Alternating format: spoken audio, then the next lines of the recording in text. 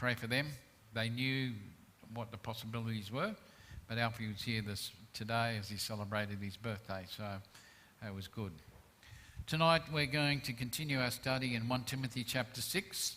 We're going to finish off what I didn't finish off last week about the false prophets, and then we'll hopefully just touch on the new subject, the path of the false prophet, and that's what we're looking at.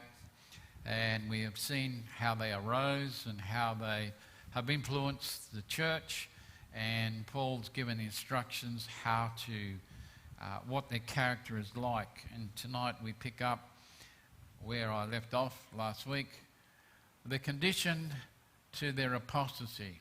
And by that, it's a constant bickering by people corrupted in their minds, deprived of the truth, who suppose that godliness is a way of making a profit. Very precise, but they're so conditioned and that they're right. And an example of this that many Christians are possibly unaware of or have only briefly heard about is the promoting of how the world is trying to marry the different religions of the world into one. I wonder how many of you have seen this. You're aware of this? It's basically taken place, and it's been promoted, and it has the Muslims on board, and it was promoted by the current Pope of the Roman Catholic Church. It has gained recognition. When you read it, it waters down to say that what Christianity and what the Bible have, there is no differences. They're all the same God. We just have a different way of doing things. And so this is a good example of marrying the world and Christianity and the religions into one, viable religion. And we can see how that's going to come. But it's an attempt to blur the differences between Christianity and Islam into something that can bridge the gap between two world religions, smooth over the differences, focus on things that are in common, and it's something that's gaining appreciation throughout the world. People saying, yeah, this is a good thing. It really is. There are many Christian leaders who are endorsing and promoting Islam. They have been deceived, they have been duped, or, as I like to say, they're just plain ignorant of what the scriptures have to say about it. Christianity and Islam are not the same. And I'll quote John MacArthur when he said this: Islam claims to be fully surrendered to the will of Allah.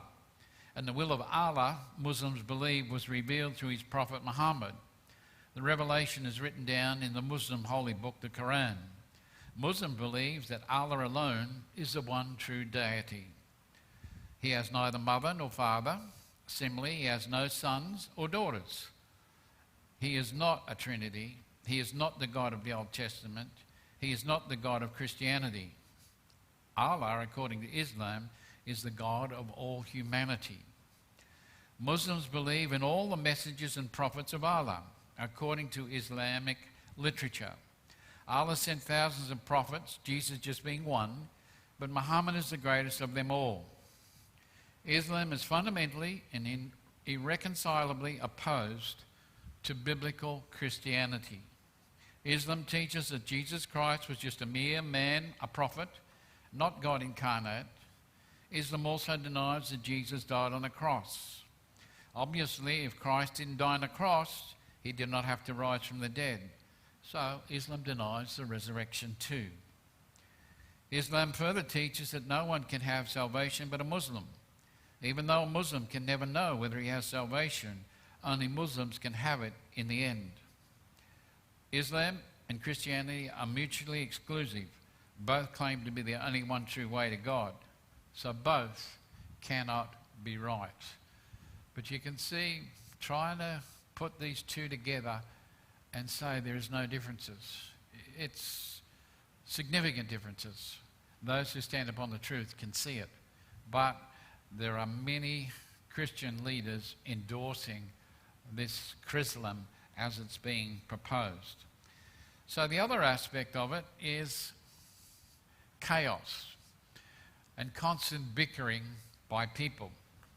Our text says perverse disputings with men. And it's an interesting word that's used. It's diaparatribe, or if I like to say diatribe.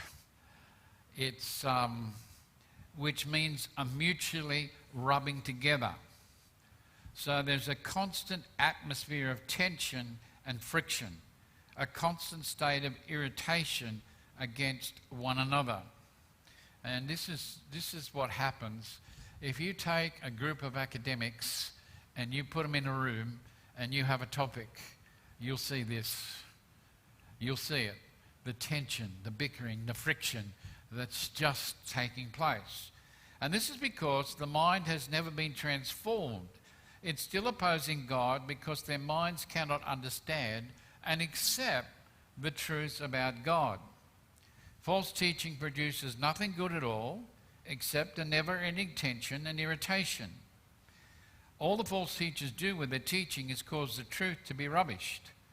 It causes people insecurity because of their doubts over the scriptures when they're leading people astray. These false teachers are responsible for causing confusion and chaos. They never result in bringing people to unity, which only comes when it's based upon truth. That's how you can get unity, when it's based on truth. He then reveals their condition, corrupted in their minds, deprived of the truth. Not only are the minds of false teachers corrupt, but they are destitute of the truth. They deprive themselves of knowing the truth. They've willingly chosen to reject and move away from the truth by exercising their own will and choices. Now, maybe at one time or another they had a Bible. Maybe they read it. Maybe they saw some truth. And then for some undescribable reason, they could have been pulled away by someone else who influenced them or their thinking. In other words, don't believe everything you read or listen to, especially on social media platforms. I mean, Dr. Google has its place, but I tell you, you need discernment with some of the rat bags that they have on there, because they sound logical, but when you analyze it and what they're saying, you think, wow, how could they even think of things like that? Now, the reason I say that is, even since the invention of TV and the internet, I found that people will believe something that they've seen on the Discovery Channel, or they've seen it on TV, or because someone has said it on the internet, it must be right. And I've found personally that people are just plain ordinary lazy when it comes to checking the facts for themselves. They simply believe what they hear and they parrot that onto somebody else who parrots it onto somebody else, but not once stopping and thinking, can I check up on this guy? Can I find out where he's from, what he's about, and what he bases these things on? People are lazy when it comes to doing their own investigating. And you know, it's just as easy to jump on Dr. Google and find out. There's so much information there. The false teachers have erred concerning the truth. They're forever learning, but missing the mark when it comes to the truth and accepting it. Their condition is one of ignorance, arrogance, and an ambition that drives them on thinking they will gain or benefit greatly from their teaching. Which then, when we break up this other part of it, the covetousness, who suppose that godliness is a way of making a profit. Now, these false prophets and teachers are driven. They're ambitious. They believe that what they are doing will bring them wealth. So they view godliness as a means of attaining great wealth. And I was told as a young fella, if you want to make a fortune, go into politics or religion. That's where you make your fortune. Well, I didn't go into politics, and I won't say I got into religion, but I haven't made a fortune. Maybe I'm in the wrong side of it. But that's how some people believe that they can make their fortune. And this tells us why these false teachers are in it. They're in it for the money, for the power, the prestige. And they wrongly assume that if they pretend to be something they're not and do what people expect them to do, it's a means of them making their money. And Paul is asking people to think about how he, as a true teacher of the Word of God, was motivated to do what he did. He asks, was it for the money at the expense of the people he served? And of course that comes back, no. He says, I sought nothing from you, nothing from myself, nothing from the people. I didn't come to you expecting anything. I worked with my hands to provide for my own living expenses. I didn't want to be paid money for my services. I didn't covet anything from any church for myself. Paul. He's comparing himself with the false teachers. The false teacher says, look, you pay us for your services. And Paul says, I didn't ask for anything for the services that I provided. Now the false teachers, they look at religion to make some easy money. They believe people are gullible and vulnerable and take advantage of people's insecurities and doubts. So they fill their own pockets while giving the people little in return except a whole lot of heartache. Paul's advice, stay away from people who do not teach the scriptures, who deny the truth, who do not practice what they preach. Monitor their attitude, see if they think themselves superior to others, see if they show their arrogance by teaching useless speculations that never amount to anything and only lead people into confusion and disunity with their teachings. Stay away from spin doctors. That's a good thing for today. There are spin doctors everywhere, I can tell you. There are spin doctors everywhere. They have nothing, they know nothing, they can do nothing. They've rejected the truth of God's word. Pay careful attention that they don't use you, take advantage of you by peddling their personal growth. Their destruction will be eternal. Pay attention to the red flags that will identify them for what they really are. Now that's good advice. There are false teachers in the church, and Paul gives this advice to them to be careful, pay attention, get rid of them before they can do their damage. Now, I meant to finish that last week, so that is that finish there. Tonight we move on to part 1, and it won't be a very long part because there's a lot in this, and it's for the love of money. And I was looking at ways to be able to do this, and this tickled my fancy a little bit. But Paul has been giving the instructions to Timothy, the big issues that the church face. And all churches have got issues, and many of them that he challenges are here in modern churches today. And the false teachers were a big one, and Paul's saying get rid of them. They were having an influence in the church. And they were the ones that falsely believed that they could make lots of money from members of the church who trusted in them and were willing to pay for their services. Now, many people often misquote this verse. They say money is the root of all evil. But it's not money is the root of all evil. It's the love of money is the root of all evil. Because when you think about it, money's neutral. It's neutral. And it's not wrong to have money. It's not wrong to possess money.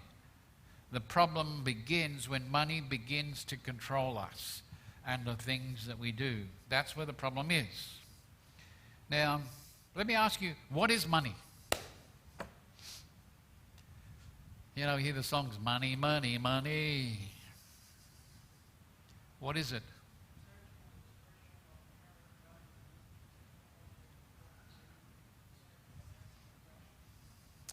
Wow, that's a mouthful, isn't it?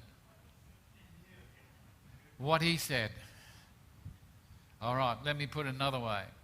It's a symbol that stands for human resources.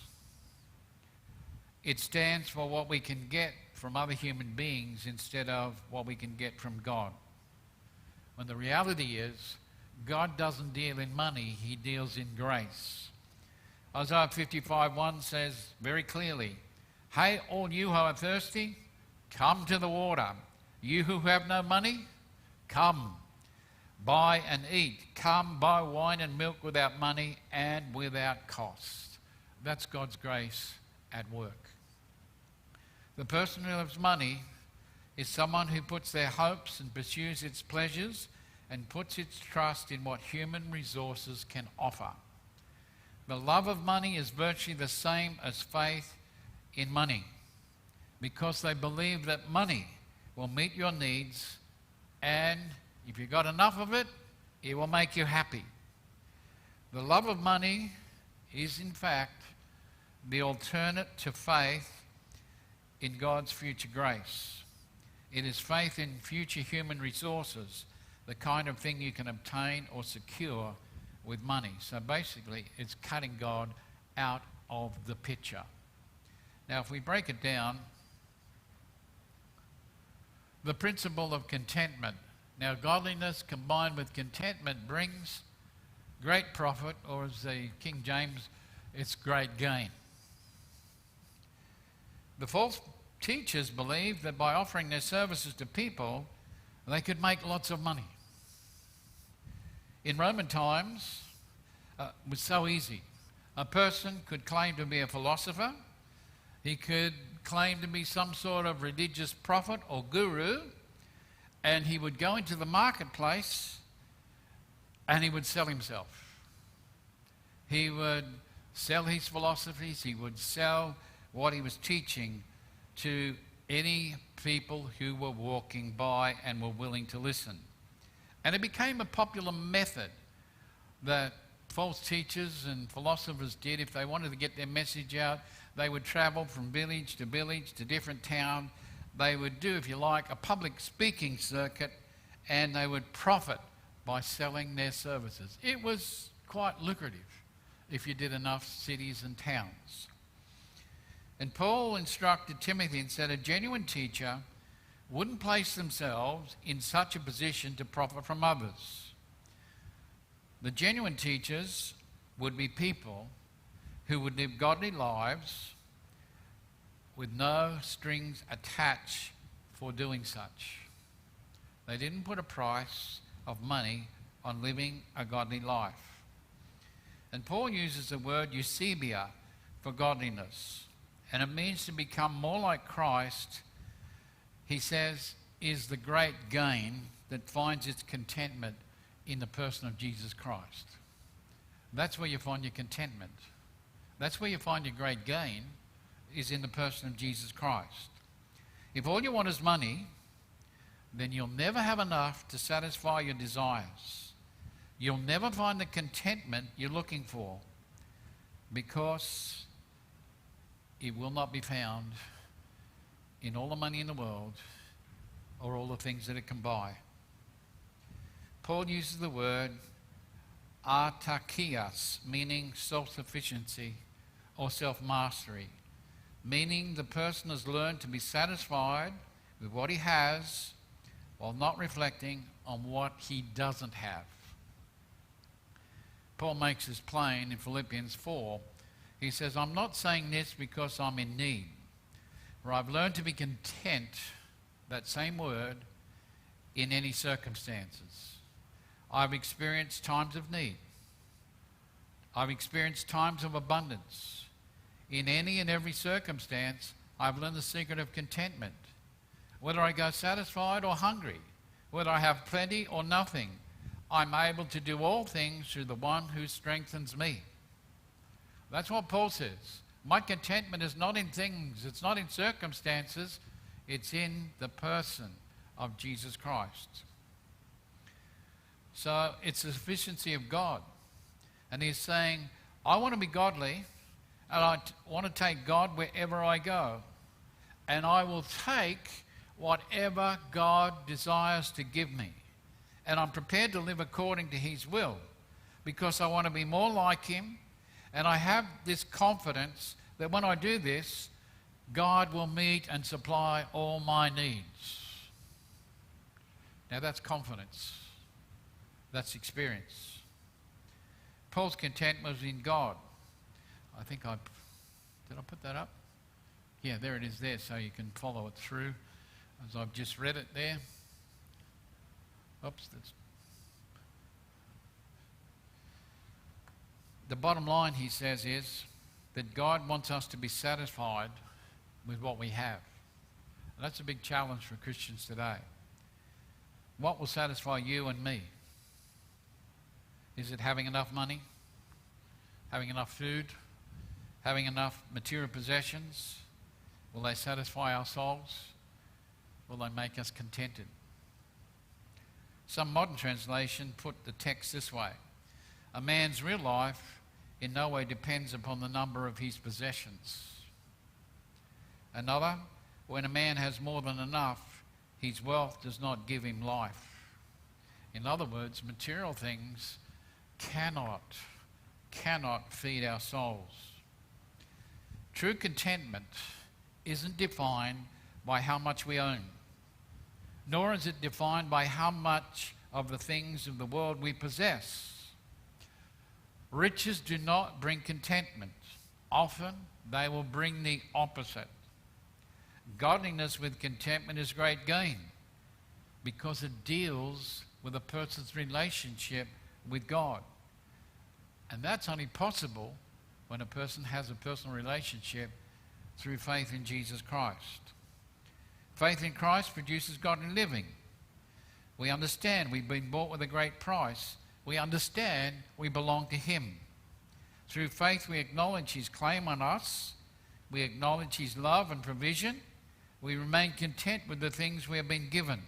That means we're content with what we have, the cars we drive, the homes we live in, the money we get paid for our work.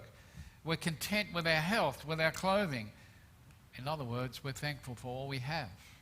Sometimes we need to pause and stop and think, am I content? Am I happy with what I've got? Or am I discontent that I want something bigger and better? I'm not thankful for what I have. So that's the principle of contentment. Be content with what we have. God knows our need. He will provide for everything that we need. And that's a big ask because many Christians don't believe this. Then the perspective is clear. For we have brought nothing into this world, and so we cannot take a single thing out either. It's a very simple statement, but it's a statement of fact. And it makes clear how we're supposed to look at things in this world. Now, when you were born, what did you come with? Nothing but the skin you were in. That's all you had. You didn't have any clothes. None of us had anything when we entered this world. And guess what? When we go out, we've got nothing to take with us as well. We have nothing. So we're reminded how we came into the world with nothing. When we leave, we'll take nothing with us.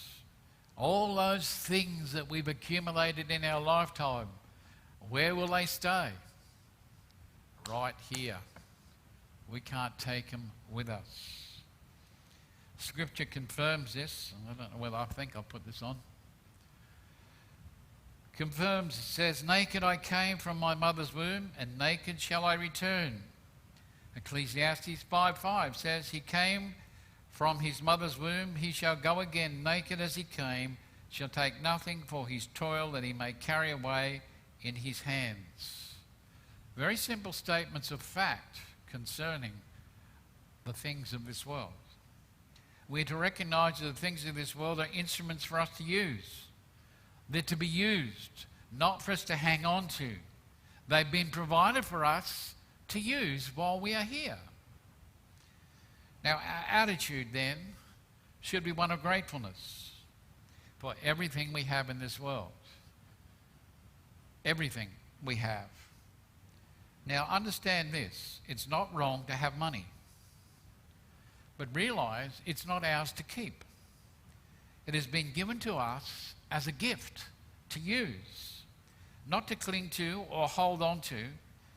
And certainly not to suck up to people who have lots of it. And we're not to put it in the place of God, where we trust what it can do more than what we trust God can do. And that's the danger for people. To understand that you can have all the money in the world and lose your own soul. We're not to hoard it, but hang on to it with a loose grip. Now that's interesting. You ever hang on to money loosely? What does that mean? Hang on to it loosely.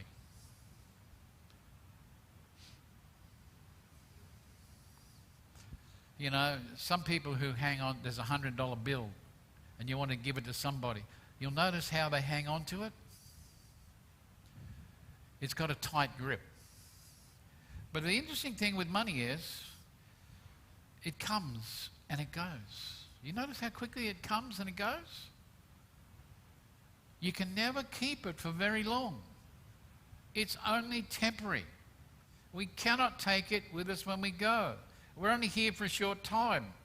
And so it is a commodity that is limited for the use of this world. You know, if you lined your coffin full of money, you couldn't take it with you. It wouldn't do you any good. It only belongs to this world. I don't know whether I put this one up. Yes, I did. Matthew 6:19-21. Jesus says, "Do not accumulate for yourselves treasures on earth, where moth and devouring insect destroy, where thieves break in and steal. But accumulate for yourselves treasures in heaven, where moth and devouring insect do not destroy, and thieves do not break in and steal. For where your treasure is, there your heart will be also." The point is, do not be foolish enough to think that this world is all there is to life. Do not invest your life in the things of this world, because you cannot take them with you. The challenge is, if you're simply here to take everything in the world and what it has to offer, and place your security and future in these things, rather than investing in God, then you're foolish. You have the wrong perspective about this world. You have the wrong perspective of why you are in the world. You came into the world with nothing, you leave it with nothing. It's how we've used it. So the perspective is clear. Don't hang on to it and make it your God. Let it become the means where you think you're self-sufficient and don't need anything, because it can be taken away from you very quickly. The positive confirmation, but if we have food and shelter, what does it say? We'll be satisfied with that. Food and shelter. Oh, if life was only that simple, eh? If life was just that simple. It's a positive statement about contentment. It's basically saying we have the necessity of life where our needs are met. It should be enough for us. It should be enough. Because contentment is not about having or getting everything you want. It's not about being happy with these things. It's being satisfied with what we already have. Many of us are blessed if we stop and think about just how much we have got. We really are. Now, someone asked one of the richest men in the world, "How much money is enough?" And what do you think he said? He replied, "Just a little bit more. Just a little bit more." When that man died, someone asked, "How much did he leave behind?" The answer, all of it. All of it. Corrie ten Boom said, "I've held many things in my hands and I've lost them all. But whatever I've placed in God's hands, that I still possess." Contentment is not about what you possess. It's about what you cherish, what you love. The question that every Christian should ask themselves, is Jesus Christ enough for you? Is he enough? Or do we want more? More than what he offers us. As I've said, life's meant to be simple. But you know what? As human beings, we make life so complicated and complex for ourselves. We make it hard. What are the simple things in life? What do we really need? What do you need? What would make you happy? Tell me what would make you happy, that would make you satisfied tonight. Family?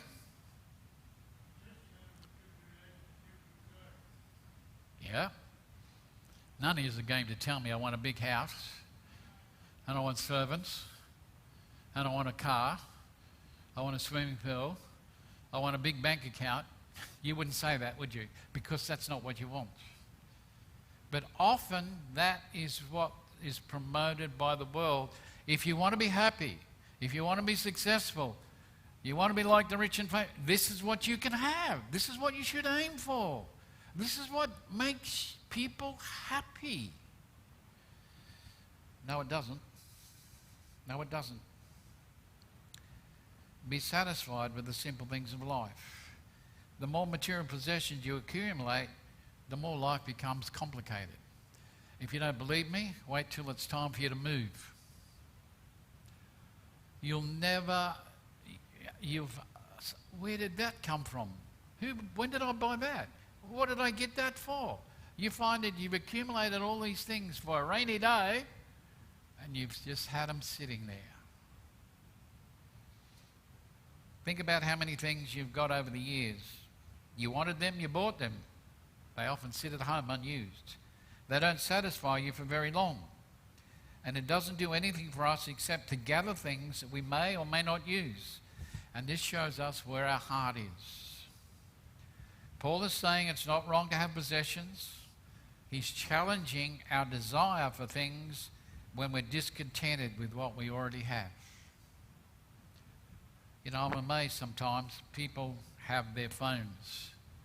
You know, these phones that do everything. I've never been able to work out half of them myself. To me, a phone is a phone. You use it to call people or answer things. But you've got every type of thing in these phones. And some people, every time there's a new phone, got to trade it up, got to trade it up, got to have the latest, got to have this.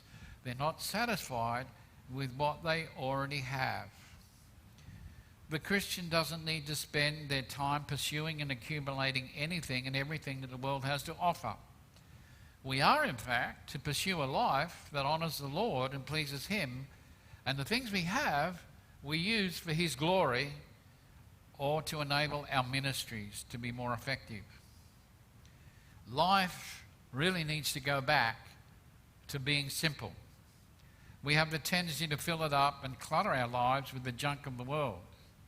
We want to indulge ourselves, pamper ourselves with these things which only provide us with a temporary satisfaction before we move on to something else.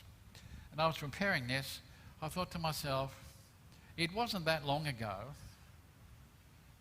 when there was no such thing as everybody having a computer in the home. Remember those days? And it's not that long ago, the 50s, 59, 60.